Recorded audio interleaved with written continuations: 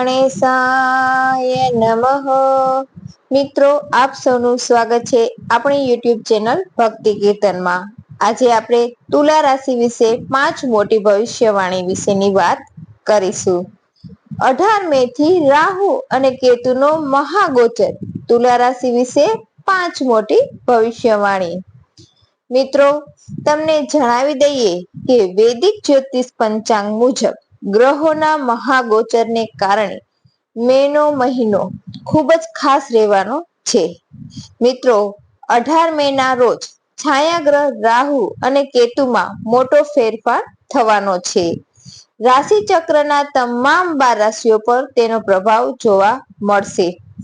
તુલા રાશિના લોકો, આપણે આ વિડીયોમાં આગળ જાણીશું કે રાહુ અને કેતુના રાશિ પરિવર્તનથી તમારા પર શું અસર જોવા મળશે અને રાહુ અને કેતુ તમારા કયા ઘરમાં આવવાથી તમને શું લાભ આપશે.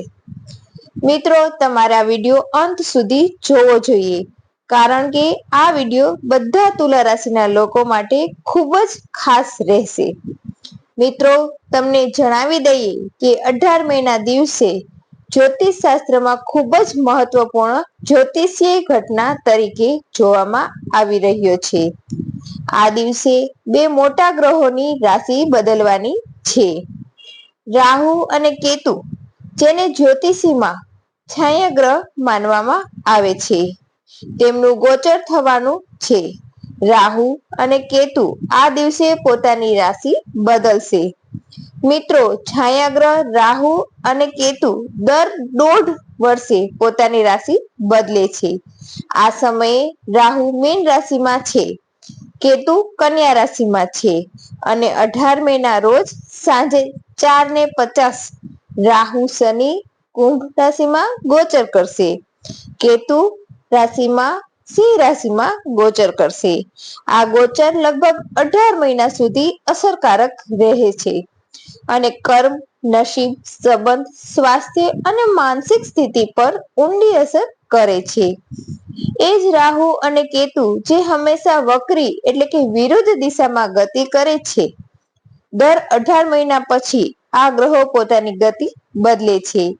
આ પછી રાહુ અને કેતુ 18 મહિના સુધી આ રાશિઓમાં રહેશે અને 5 ડિસેમ્બર 2026 ના રોજ આગામી સમય માટે ગોચર કરશે. તુલા રાશિના જાતકો, ચાલો જણાવીએ કે રાહુ અને કેતુનું ગોચર કયા ઘરમાં થઈ રહ્યું છે અને તેનાથી તમને શું લાભ થવાનો છે. મિત્રો, વિડીયોમાં આગળ વધતા પહેલા વિડીયોને લાઈક કરો અને ચેનલને સબસ્ક્રાઇબ કરો અને કોમેન્ટ બોક્સમાં જય હનુમાન દાદા જરૂરથી લખો, જેથી હનુમાન દાદાની કૃપા આપ સૌના પરિવાર પર બની રહે. ચાલો મિત્રો, હવે જોઈએ તુલા રાશિની પહેલી મોટી ભવિષ્યવાણી કે શું કહે છે. 18 મે ના રોજ રાહુ અને કેતુનું ગોચર તુલા રાશિના લોકો માટે સામાન્ય પરિણામો આપશે. મિત્રો, તુલા રાશિના લોકો પર રાહુ અને કેતુના ગોચરને કારણે તમને ભગવાન શ્રી હનુમાનજીનો આશીર્વાદ મળવાનો છે. પાછલા દાયકાઓની તુલનામાં આ ગોચર તમારા માટે ઘણા ક્ષેત્રોમાં સમસ્યાઓ ઊભી કરશે. તમને ઘણી જગ્યાએ લાભ પણ મળશે. મિત્રો, રાહુ અને કેતુના ગોચરને કારણે તમારે ઘણી જગ્યાએ સાવચેતી રાખવી પડશે. તમને જણાવી દઈએ કે 18 મે ના રોજ રાહુ તમારા 5મા ભાવમાં આવશે. એ જ કેતુ તમારા 11મા ભાવમાં પ્રવેશ કરશે, જે બાળકો, શિક્ષણ, બુદ્ધિ અને રોમાંસ સાથે સંબંધિત છે. જ્યારે 11મો ભાવ બાળકો, શિક્ષણ, બુદ્ધિ અને તમારા જીવન સંસાર સાથે સંબંધિત છે. ચાલો હવે જોઈએ કે શું સંબંધ ધરાવે છે. તમારા 5મા અને 11મા ભાવમાં રાહુ અને કેતુનો પ્રવેશ આ સમયે તમારા મનમાં ઘણા નવા વિચારોને જન્મ આપી શકે છે.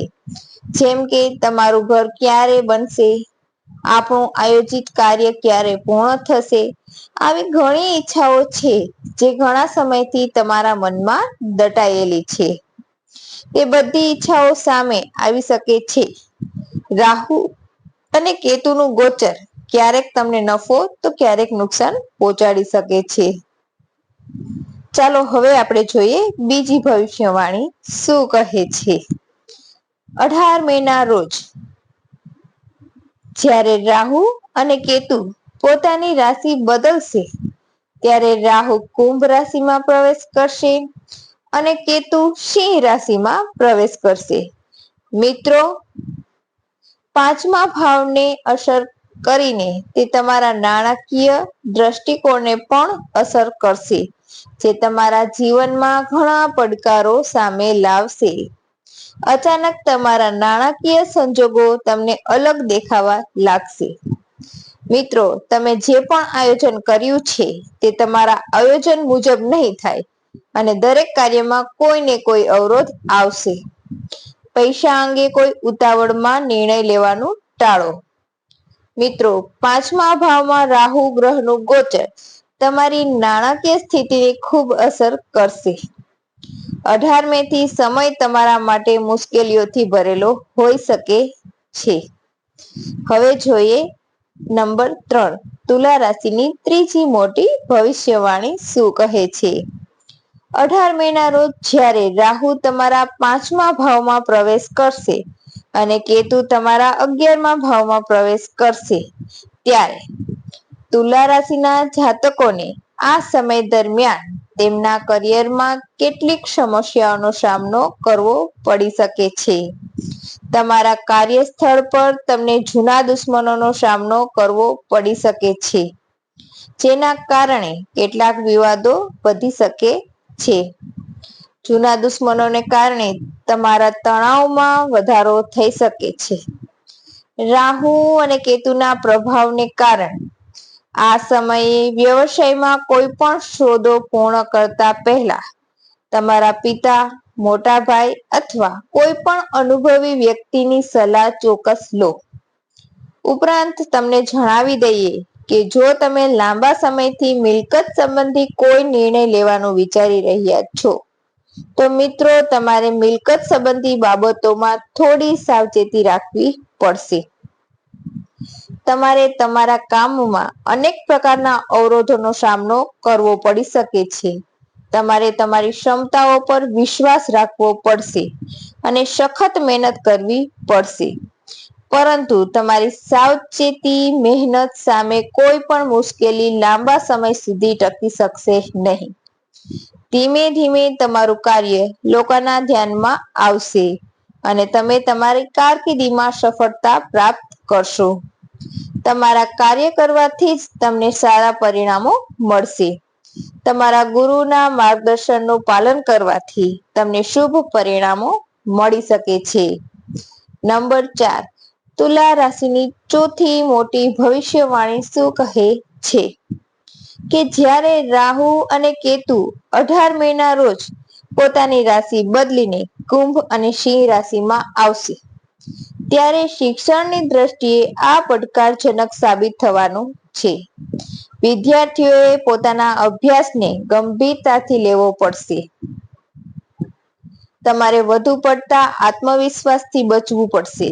જો તમે કોઈ પણ પરીક્ષાના પરિણામની રાહ જોઈ રહ્યા છો તો તમારે ઈચ્છિત પરિણામ મેળવવા માટે વધુ રાહ જોવી પડશે. વિદ્યાર્થીઓએ તેમના શિક્ષણ પર ખાસ ધ્યાન આપવું પડશે. નંબર 5, તુલા રાશિની પાંચમી મોટી ભવિષ્યવાણી શું કહે છે તે જોઈએ. 18 મેના રોજ જ્યારે રાહુ, કેતુ તેમની રાશિ બદલીને તમારા પાંચમા અને 11મા ભાવમાં ગોચર કરશે ત્યારે આ સમય